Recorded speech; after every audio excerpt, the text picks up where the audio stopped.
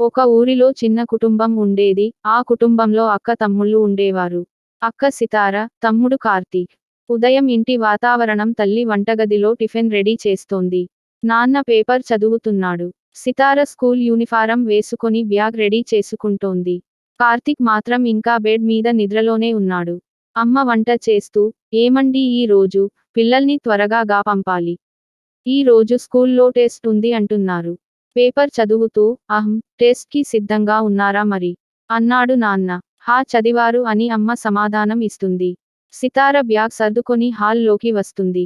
అమ్మా, నా హోంవర్క్ చూసారా? నేను డైనింగ్ టేబుల్ మీద పెట్టాను. చూసాను తల్లి, చాలా బాగా రాసావు అంటుంది అమ్మ. అప్పుడే నాన్న కళ్ళద్దాలు సరిచేసుకుంటూ, కానీ నీ తమ్ముడు ఎక్కడా? ఎప్పటిలాగే ఆలస్యం చేస్తున్నాడా అని అంటాడు. చూస్తాను నాన్న అంటూ సితార లోపలికి వచ్చి మెల్లగా కార్తీక్ ని లేపుతుంది. కార్తీక్, లేవరా, మళ్ళీ స్కూల్ కి లేట్ అవుతుంది అంటుంది. కార్తీక్ అలసటగా, ఓహక్క, ఇంకో 5 నిమిషాలు ప్లీజ్ అంటాడు. ప్రతిరోజూ ఇదే మాట. 5 నిమిషాలు అంటే అర్ధగంట అవుతుంది నీకు అని సితార అతన్ని లాగి లేపుతుంది. కార్తీక్ గజిబిజి జుట్టుతో లేచి, అక్కా, ప్లీజ్ అంటూ అద్దం ముందు అల్లరి చేస్తాడు.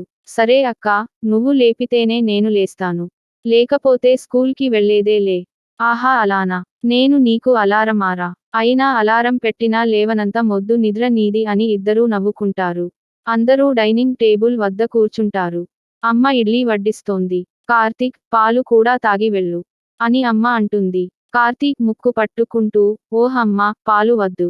నాకు చట్నీతో ఇడ్లీ చాలు అంటాడు. తప్పక తాగాలిరా, ఆరోగ్యం కోసం.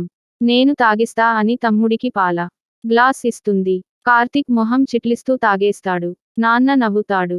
ఈ ఇద్దరూ లేకపోతే ఇంట్లో సంతోషమే ఉండదు అంటాడు.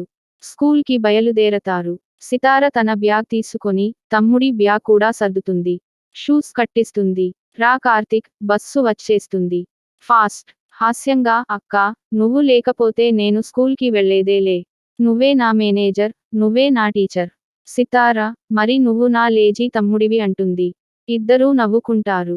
అమ్మ, నాన్న ఇద్దరినీ చూసి మురిసిపోతారు.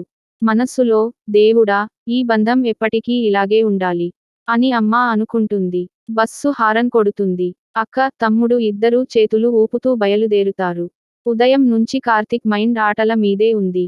స్కూల్కి వెళ్ళినా, క్లాస్లో కూర్చున్నా, బయట మైదానంలో జరుగుతున్న క్రికెట్ మ్యాచ్ నే ఆలోచిస్తూ గడిపాడు. టీచర్ ఇచ్చిన హోంవర్క్ ను మరిచి, ఆటలు ఆడుకుంటూ స్నేహితులతో సరదాగా రోజంతా గడిపేశాడు. సాయంత్రం ఇంటికి వచ్చిన తర్వాత, సితార వెంటనే తమ్ముడి బ్యాగ్ చూసింది. పుస్తకాలు గజిబిజిగా ఉండటం, హోంవర్క్ ఖాళీగా కనిపించడం చూసి ఆమె మనసు బరువెక్కింది. తల్లిదండ్రులు కూడా ఇది గమనించారు. నాన్న కాస్త కఠినంగా స్పందించగా, కార్తీక్ ముఖం మాడిపోయింది. తమ్ముడు ఎప్పుడూ తన అక్క కళ్ళలో నిరాశ చూడలేడు, కానీ ఈరోజు మాత్రం చూడాల్సి వచ్చింది. రాత్రి ఇంట్లో వాతావరణం నిశ్శబ్దంగా మారింది. కార్తీక్ తన గదిలో కూర్చొని పుస్తకాలు తెరిచి చూసినా, ఏమీ అర్థం కాలేదు. అతని కళ్ళలో చిన్న చిన్న నీళ్ల చుక్కలు మెరిశాయి. అదే సమయంలో సితార లోపలికి వచ్చి పక్కన కూర్చుంది. ఆమె మాటలు లేకపోయినా, తమ్ముడి పుస్తకాలను సర్దడం, పెన్ను పెట్టడం, తలపై చేయి వేసి ఓదార్చడం, ఇవన్నీ కార్తీక్ హృదయానికి హత్తుకున్నాయి. ఆ రాత్రి తమ్ముడు మాటలేమీ లేకుండా, తన అక్క పక్కనే కూర్చుని చదవడం మొదలుపెట్టాడు. ఇంట్లో మళ్ళీ ఒక చిన్న కాంతి మెరిసినట్టు అనిపించింది. ఎలా అక్క తమ్ముడికి తోడుగా ఉంటూ ప్రేమగా చూసుకుంటూ ఉంటుంది. ఈ కథ ఇంకా ఉంది ఫ్రెండ్స్. హలో ఫ్రెండ్స్, ఈ కథ నచ్చిందా? నచ్చితే లైక్ చేయండి, షేర్ చేయండి, ముఖ్యంగా సబ్స్క్రైబ్ చేసుకోండి ఫ్రెండ్స్. కథ ఎలా ఉందో కామెంట్ లో చెప్పండి. Thank you.